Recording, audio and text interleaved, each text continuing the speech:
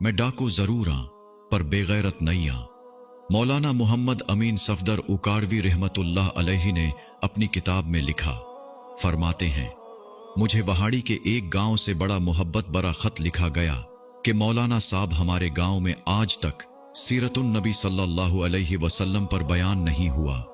हमारा बहुत दिल करता है आप हमें वक्त अनायत फरमा दें, हम तैयारी कर लेंगे। मैंने मोहब्बत भरे जज्बात देखकर खत लिख दिया कि फला तारीख को मैं हाजिर हो जाऊंगा।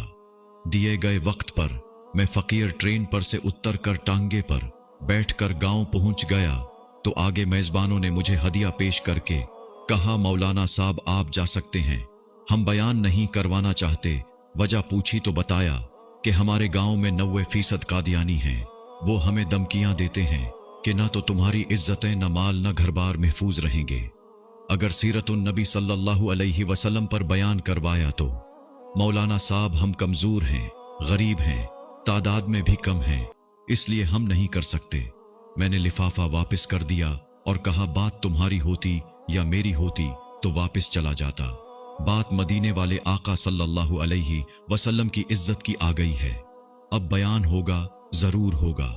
वो घबरा गए कि हजरत आप तो चले जाएंगे, मसला तो हमारे लिए होगा। मैंने कहा, इस गांव के आसपास कोई डंडे वाला यानी बासर या गुंडा है। उन्होंने बताया कि गांव से कुछ दूर नूरा डाकू रहता है, पूरा इलाका उससे डरता है।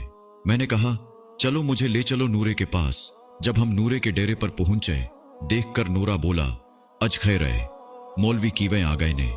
मैंने कहा कि बात हुजूर सल्लल्लाहु अलैहि वसल्लम की इज्जत की आ गई है, तुम कुछ करोगे।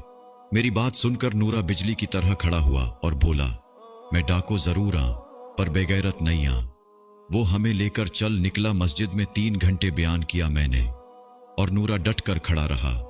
आखिर में नूरे ने यह कहा कि अगर किसी ने मुसलमानों की तरफ आंख उठाकर भी देखा तो नूरे से बच नहीं सकेगा।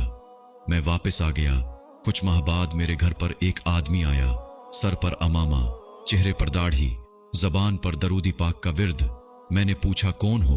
वो रोकर बोला, मौलाना मैं नूरा डाकू आं। जब उस दिन मैं वापस घर को लौटा, जाकर सो गया। आंख लगी ही थी, प्यारे मुस्तफ़ा करीम सल्लल्लाहु अलैहि वसल्लम मेरे ख्वाब में तशरीफ लाए।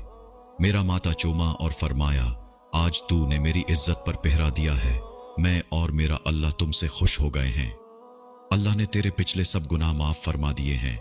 मौलाना साहिब, इसके बाद मेरी आंख खुली तो सब कुछ बदल चुका था।